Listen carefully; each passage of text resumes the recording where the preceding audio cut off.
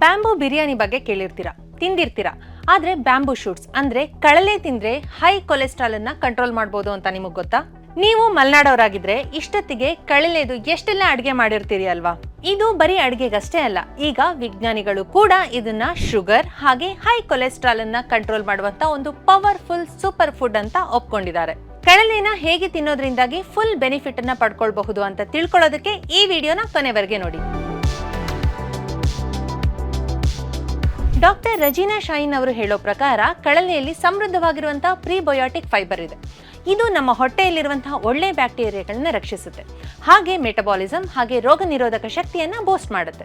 ಅಷ್ಟೇ ಅಲ್ಲ, ಇದರಲ್ಲಿ ವಿಟಮಿನ್ ಸಿ ಇದೆ, ಪೊಟ್ಯಾಷಿಯಂ ಇದೆ, ಮೆಗ್ನೀಷಿಯಂ ಇದೆ, ಹಾಗೆ ಕಬ್ಬಿಣದ ಅಂಶಗಳು ಕೂಡ ಹೆಚ್ಚಾಗೇ ಇದೆ.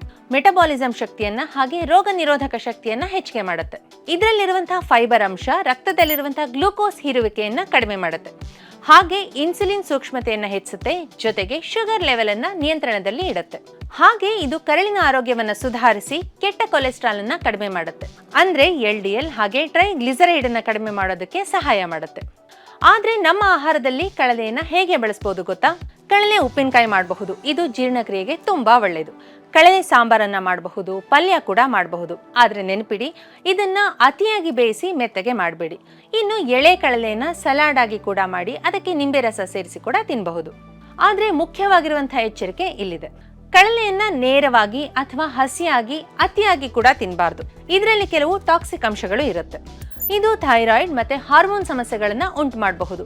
ಅದಕ್ಕಾಗಿ ಕಳಲೆ ಬಳಸೋದಕ್ಕಿಂತ ಮುಂಚೆ ಅದರ ಸಿಪ್ಪೆಯನ್ನ ಸುಲಿರಿ, ಸಣ್ಣಗೆ ಕಟ್ ಮಾಡಿ, ಕನಿಷ್ಠ 1 ಗಂಟೆ ಆದ್ರೂ ಅದನ್ನ ಚೆನ್ನಾಗಿ ಕುದಿಸಬೇಕು, ಅಥವಾ ದೀರ್ಘಕಾಲ ನೀರಲ್ಲಿ ನೆನೆಸಿಟ್ಟು ಆ ನೀರನ್ನ ಚೆಲ್ಲಿ ಆ ನಂತರ ಕಳಲೆಯನ್ನ ಬಳಸಿ ಅಡುಗೆ ಮಾಡಬೇಕು. ಇದರಿಂದಾಗಿ ಕಳಲೆಯಲ್ಲಿರುವಂತಹ 70ಕ್ಕಿಂತ ಹೆಚ್ಚಿನ ಪ್ರಮಾಣದ ಟಾಕ್ಸಿಕ್ ಅಂಶ ಕಮ್ಮಿ ಆಗುತ್ತೆ. ಪ್ರಕೃತಿಯ ಈ ಅದ್ಭುತ ಕೊಡುಗೆಯನ್ನ ಸರಿಯಾದ ಕ್ರಮದಲ್ಲಿ ಬಳಸಿ, ನಿಮ್ಮ ಆರೋಗ್ಯವನ್ನು ವೃದ್ಧಿಸಿಕೊಳ್ಳಿ, ಹಾಗೆ ಮಳೆಗಾಲದಲ್ಲಿ ಇದನ್ನ ಎಂಜಾಯ್ ಮಾಡ್ಕೊಂಡು ತಿನ್ನಿ.